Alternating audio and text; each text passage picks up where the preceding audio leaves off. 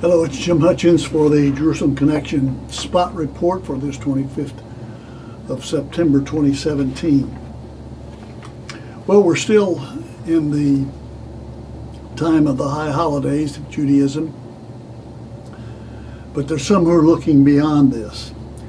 And I want to read excerpts from an article in Arutz Sheva. It's an Israeli newspaper.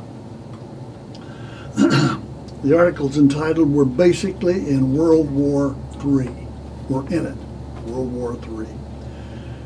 Ken Abramowitz says, U.S. President Trump is clearest in a long time, but must realize there is no military solution to Iran and North Korea. No military solution, says this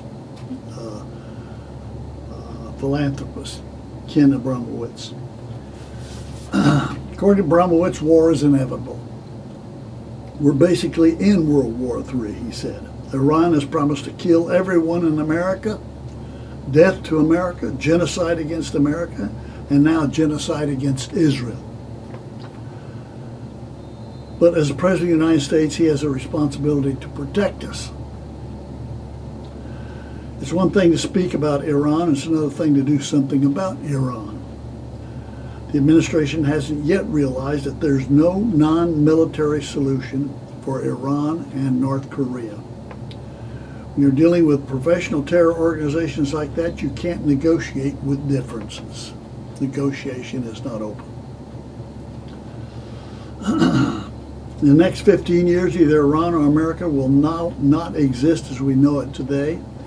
Basically, we'll find out which one won't exist in 15 years. The Iran deal is a figment of the world's imagination, Abramowitz said, noting that, quote, Iran never signed the deal, end of quote. The deal with Iran doesn't exist. It's all in the imagination of the people. Iran never signed the deal. There is no deal. It's just a question of when America accepts the fact and that there's no deal, that it realizes that it must protect itself. Iran is working on nukes and ICBMs. You only need ICBMs to blow up America. So the plans are there to blow up America. We just can't sit around and think about it. And as I've read that, I've wondered if this man hasn't read the New Testament about the end times, because the end times declare that, only much worse. For example, in Matthew 24, which if you want to know what's going to take place in the days ahead, read Matthew 24. There's a sequence of events that are there that fully describe what's coming. For example,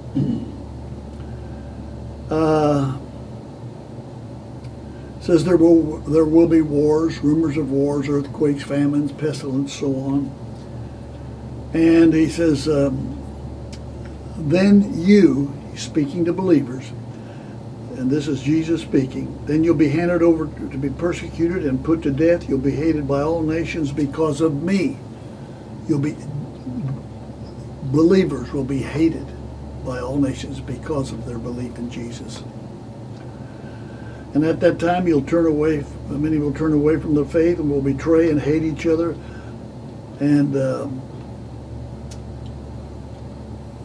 he says, verse 15, so when you see standing in the holy place the abomination of desolation, spoken of by the prophet Daniel, for then, verse 21, then there will be great distress, great tribulation worldwide, unequaled from the beginning of the world until now, and never to be equal again. If those days had not been cut short, no one would survive, but for the sake of the elect, those days will be shortened. Those days will be shortened.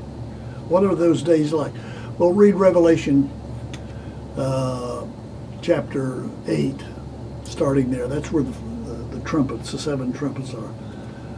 And just to give you some indication of what those trumpets refer to, in chapter 9, verse 15, it says, the 4 angels who'd been kept ready for the very hour and day and month and year were released to kill a third of mankind.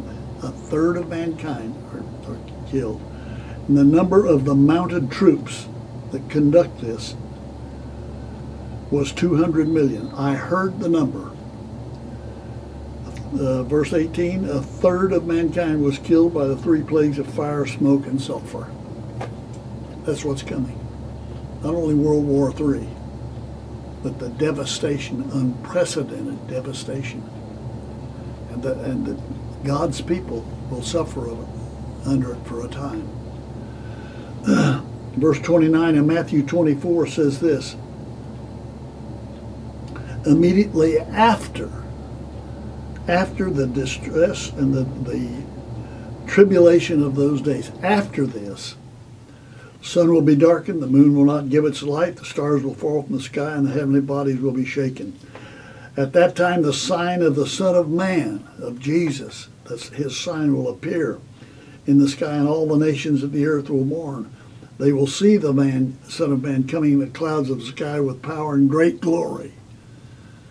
And he will call his angels, and with a loud trumpet call, loud shofar sound, they will gather his elect from the four winds, from one end of the heavens to the other. He will gather his elect. Now that's what's coming, folks. And we're not hearing that from the pulpits. Our pastors, our teachers are not preparing us for that which is coming.